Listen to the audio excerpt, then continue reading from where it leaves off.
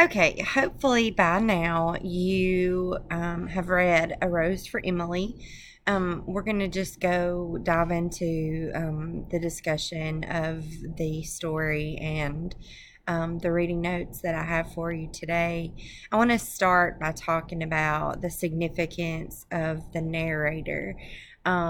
We have kind of really stressed the importance of how the narrator influences our perspective as we read, and how that helps with character development and plot development, especially in regards to the main character.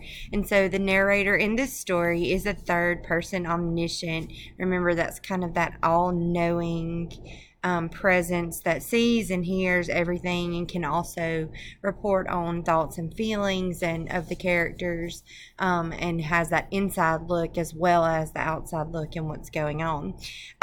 This particular third person narrator serves as kind of a collective voice for the town people. He uses the pronoun we to indicate that he or she is acting as the collective voice, speaking for all the townspeople. Not identified as male or female, old or young, but must have been connected with Emily in some way. He or she knew about the room upstairs that had been sealed up. It could possibly be a relative or a spurned lover that her father ran off, or it could just be a townsperson who knows the history, knows the story. But in some way, they know about the room upstairs, the sealed up room. So he or she has been inside the house prior to, the end of the story. Refers to her as Miss, which indicates respect. Miss Emily doesn't say, uses that term of respect. Generally sympathetic. We know that poor Emily. He doesn't condemn her, or she, I'm sorry, they don't condemn her, even after the discovery of Homer's body. Even after all that at the end, there's no condemnation there.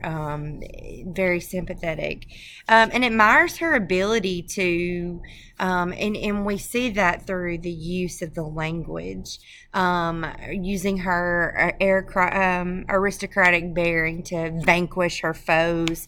Vanquish meaning completely eliminate them. It's a sign of respect and admiration. To buy poison without giving a reason for it, not paying the taxes, distancing herself from the gross, kind of vulgar outside world that she is living apart from. We'll go back up and we'll talk a little bit about foreshadowing, how we know that the story is going to have a kind of that twist, that big twist at the end.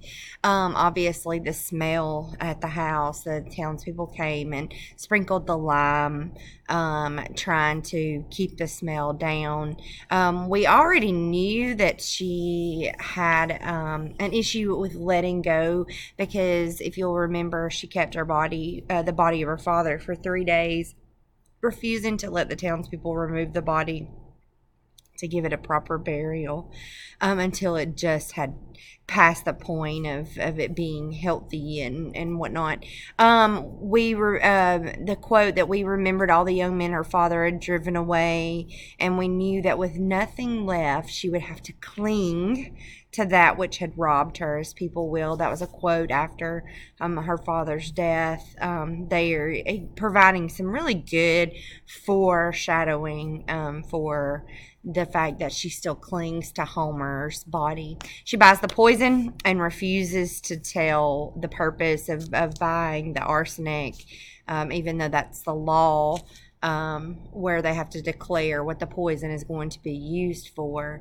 And then Homer, obviously, he disappears. And so we, at the end, even though if you were paying attention, you could see something like this coming.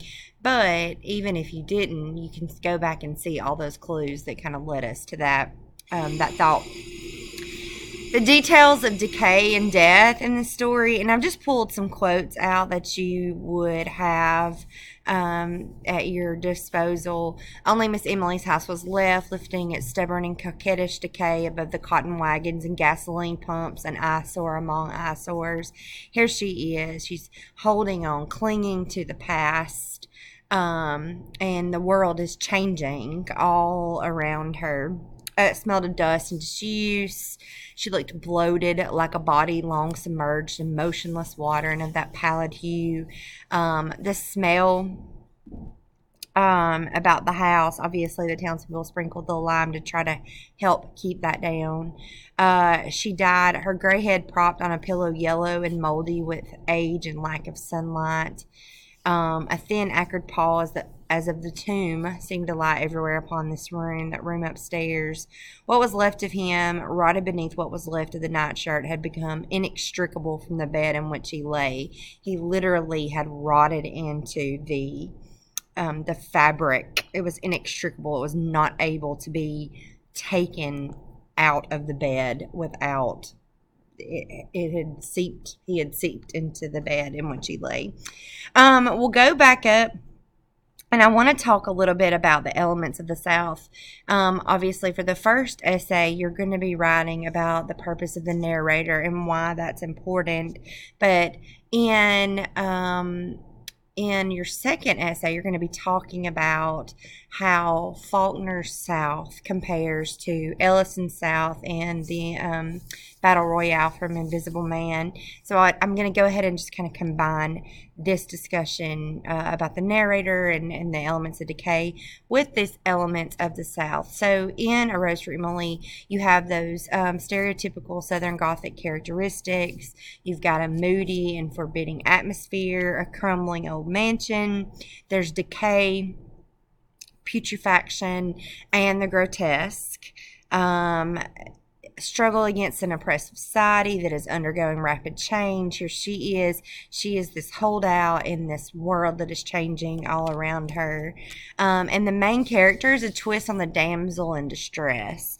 Those are all elements of the South. Emily is psychologically damaged by her upbringing, by her father. She's a spinster, but she's fighting to keep in touch with the old traditions of life. She refuses to let them do the new numbers on the mailboxes. She lives in this timeless vacuum. She is this Southern tradition, this monument of the past. She stays the same despite everything changing around her, but she is out of touch with reality, and we see that very clearly in this story. Faulkner attempts to paint a picture of this rapidly changing South and how she tries to hang on to the traditions of the South, the old South, rather than letting them, go away over time. So through this mysterious figure, through Emily, Faulkner conveys the struggle that comes with trying to maintain tradition in the face of widespread radical change. Jefferson, the town they live in, is at a crossroads. It's trying to embrace this modern commercial future while still perched on the edge of this past, this old Civil War, post Civil War town here. You've got it's home to the cemetery where all these Civil War soldiers have been laid out to rest. People still put on their Civil War uniforms to come to the funerals. Emily is herself the tradition, staying the same despite these changes in the community. And she's in many ways like a mixed blessing. As a living monument to the past, she represents the traditions that people wish to respect, right? Miss Emily, and honor. They all come out for her funeral. However, she's also a burden to the town, an eccentric burden. Her house smells. She's steadfastly refusing to pay her taxes. She's refusing to tell why she's buying poison. She wouldn't let her father go after his death. She's entirely cut off from the outside world. Her servant, her house servant, is the only connection that she has with the outside world. She leaves her door closed, which, oh my gosh, that's just in the South. Who does that? And so these eccentricities that other people just can't understand. The newer, more modern people. She lives in this world of her own making. She refuses to have the metallic numbers when the town gets their modern mail service. She's just out of touch with this new reality. Garages and cotton gins have been replaced by these grand antebellum homes. The aldermen are the kind of the council of the town. They try to break this unofficial agreement about the taxes that Colonel Sartoris and Emily's father, and then through Emily, had agreed that they would no longer have to pay taxes. This new and younger generation of leaders brings in Homer's company to pave the sidewalks. And although Jefferson still highly regards this traditional honor and reputation, the narrator is very critical of the old men in their Confederate uniforms who gather for Emily's funeral. For them, as for her, time is very relative. The past is not a faint glimmer, but it's ever present. It's idealized. Her macabre bridal chamber at the end, where Homer's body is found, is this extreme attempt to stop time and prevent change. She has trapped him in this room, and she's killed him, and she is refusing to let go of him. And so last thing, just really quickly, a couple of things about the images of the South that we see in the story, the traditions and mannerisms and so forth. Alive Miss Emily had been a tradition, a duty, and a care, that old South way of life where you respect your elders. There's something to be followed and respected and cared for. We see a Negro manservant, which is very Old South. Obviously, that's not the case now. The use of the N-word is a derogatory term throughout the text, and I gave you a couple of examples of that. There's that small town gossip and speculation. The shock and disgust when she attaches herself to a Yankee. They use the word fallen, like fallen represents a woman who is kind of ingratiated herself in some way, or disgraced rather. And so that whole idea that, oh my gosh, she would, here's the Old South, like she's attached to a Yankee, and she said that makes her a fallen woman. Some of the ladies began to say that it was disgrace to the town when she started dating the Yankee, and they forced the minister to call upon her, which is a very Old South tradition of the pastor coming to visit and trying to talk her out of her errant ways. The town also had a very obvious discomfort that the fact that the front door remained closed all the time. In the South, the Old South, it was the front door is left open, and only shut at night. The Sundays were for visiting times. Her refusal to adapt as this newer generation kind of became more prominent with the mailbox letters and that kind of thing. And then the men attending the funeral in their brushed Confederate uniforms, still trying to cling on to those mannerisms of the Old South, the Old South ways. Hopefully this discussion gave you a little bit more insight into a rose for Emily, and you will have the material that you need to kind of start building your arguments for both Essay 1 and for Essay 2.